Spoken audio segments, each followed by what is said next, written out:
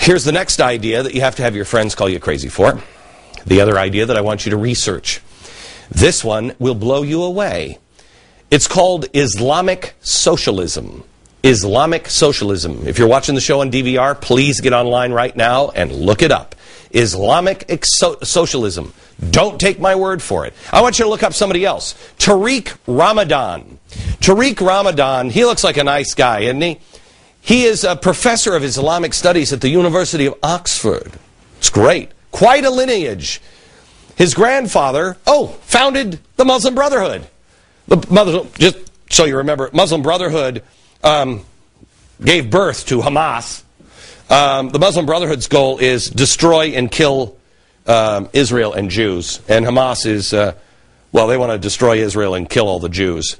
But his grandfather founded the Muslim Brotherhood. And he was banned from the U.S. He was about to become a tenured professor at the University of Notre Dame, but he was banned from entering the U.S. in 2004 because, there were accusations that he was supporting the militant Palestinian group Hamas, which is the offspring of the Muslim Brotherhood that his grandfather started. So why is he a danger? Well, because he was accused of supporting Hamas. We don't want him around. And I believe he was more dangerous because of his beliefs on something called Islamic socialism. It's a crazy idea. It is an idea that, you ready? To be a sworn enemy of capitalism does not mean you're a communist, a fascist, a religious fundamentalist, or indeed an anti-Semite. But it is something these otherwise disparate groups frequently have in common. Advocating a revolt against Western materialism on the basis of superior spiritual values is an old project. Yeah, probably all the way back to what? The Crusades? I wouldn't need to come back to him, and I probably wouldn't bring him up if he was still banned from entering the United States. But no, he's not. Last January, President Obama and Hillary Clinton restored his visa, so he's free to come and go. Isn't that great? Just remember, Islamic socialism. This is why you see the left coming to the aid of the Islamic fascists. Because they're cool with socialism. Okay, sure, but they're not actually going to behead us. We're their friends. No, you're not. It goes back to the theory that has caused all the problems for the United States. It's what got us into this mess now here in America with Egypt.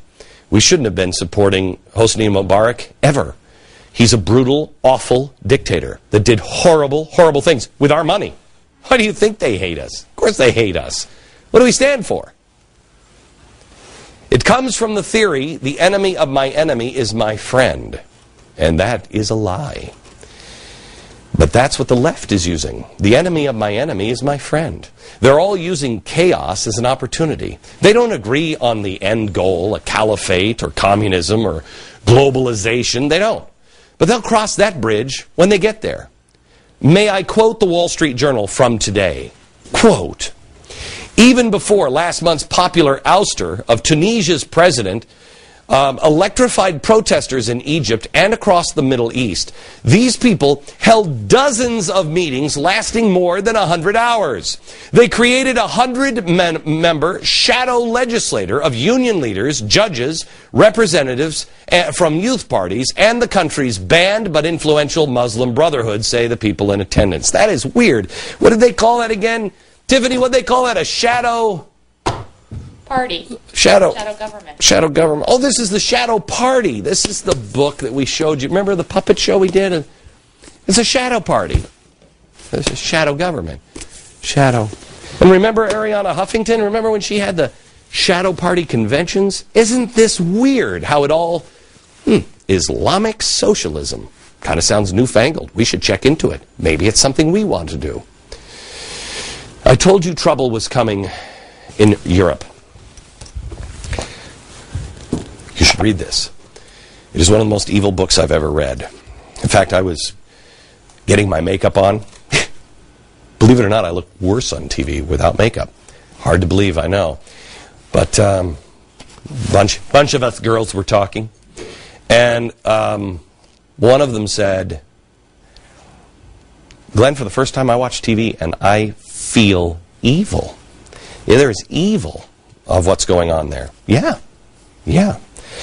It's called the coming insurrection. I've been mocked about warning about it, and I'm still mocked about it. I don't really care. I mean, I'm starting to feel like Davy Crockett. You can all go to hell. I'm going to Texas. I don't care. Learn it, don't learn it. It's up to you. Report after report after report after report talks about how the unrest is spreading everywhere. But no one's looking into who's pouring the fuel on the fire. I don't know. The blueprint is here. The blueprint is here. But people continue to live in a fantasy land that, people are upset. They're hungry. He's a brutal dictator. Yes. Yes.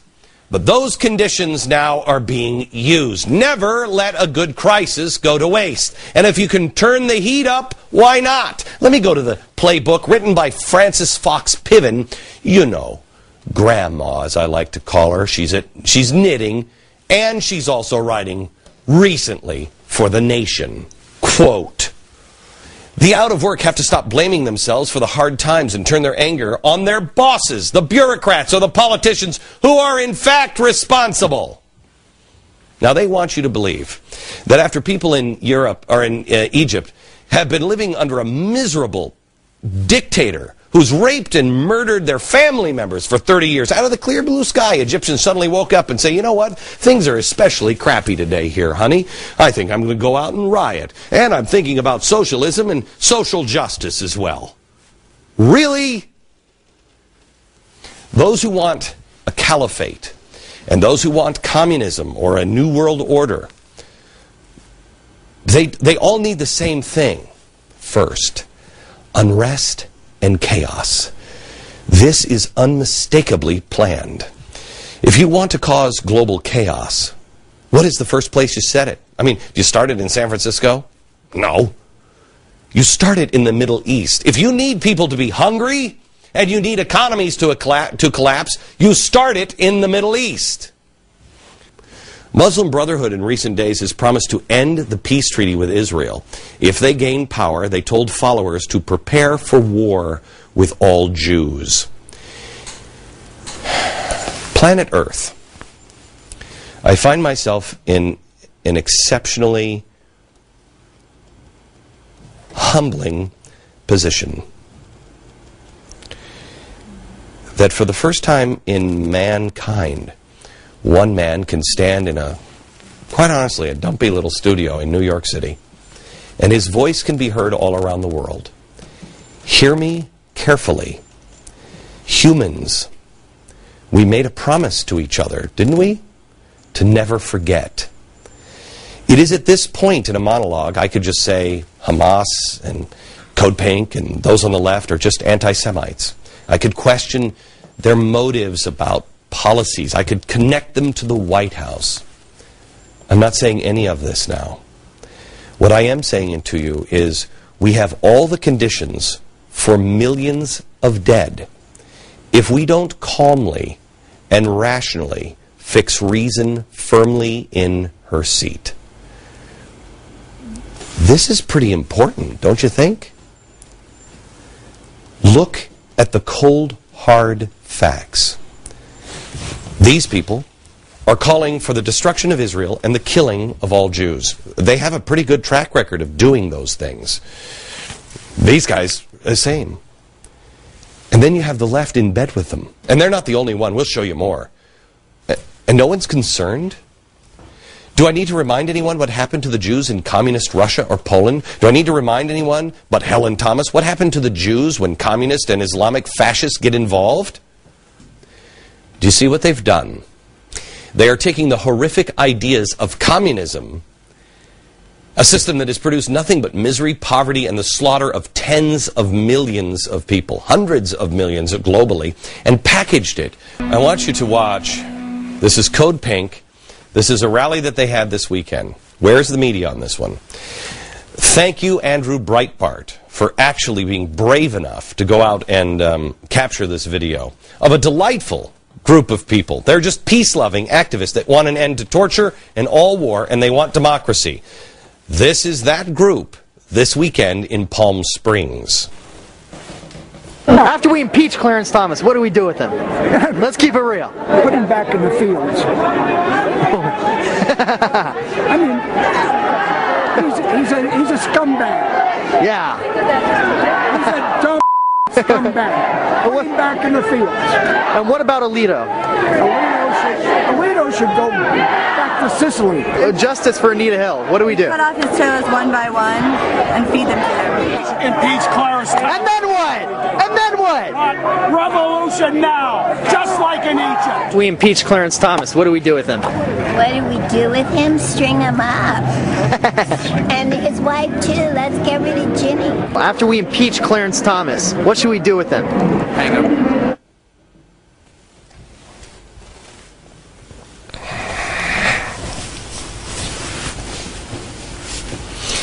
I just want that to wash over you for a second. There's more of that video at glennbeck.com. It's pretty intense. It's an all-white rally, or at least it seems to be, with violent rhetoric. Calls for the death of me and others in the media. In the best Helen Thomas sort of way, says Justice Scalia should be sent back to Sicily. That we should cut the fingers and toes off of Clarence Thomas and feed them to him. We should kill him and his wife. An African American is told by this group that he should be strung up. Or just send him back to the fields. Boy, I thought the left was so enlightened. They're telling an African American, agree or disagree with him, that he should be sent back to the fields as a slave because they disagree with him. If you are a Democrat, this is not who you are. But this is the people that your party has gotten into bed with. And it's like an STD. If you sleep with them, you're infected. And look at who they're sleeping with. People that want to destroy Israel and kill all the Jews. Where is the sanity in America anymore? This is so far beyond. You just want your guy in as president and you lot. We are talking about. Where's the sanity? There's no amount of violence that stops this kind of hate. There's no law that can stop it. It is only sunshine that can disinfect this. The good news is, once exposed, the American people will choose the right path.